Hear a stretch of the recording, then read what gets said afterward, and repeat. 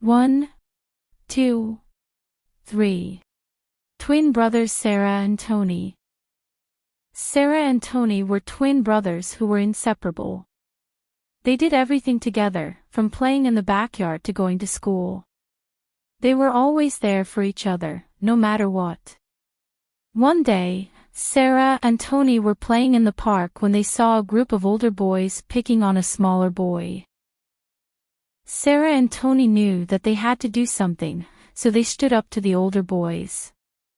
The older boys were surprised by Sarah and Tony's courage, and they backed down. The smaller boy was grateful to Sarah and Tony for helping him. He told them that his name was David, and that he had just moved to town. Sarah and Tony invited David to play with them, and he quickly became part of their group. Sarah, Tony, and David spent the rest of the summer playing together. They had many adventures, and they became best friends.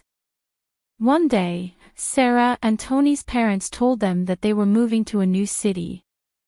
Sarah and Tony were sad to leave their friends, but they knew that they would still be friends no matter where they lived. Sarah, Tony, and David promised to stay in touch.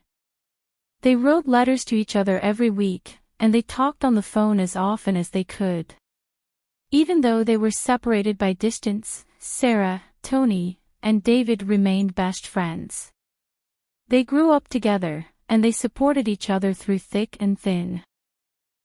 One day, Sarah, Tony, and David were all grown up and had families of their own. They decided to have a meeting in their hometown. They all came together with their spouses and children, and they had a wonderful time. Sarah, Tony, and David were so happy to be together again.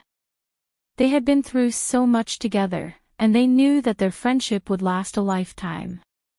The end.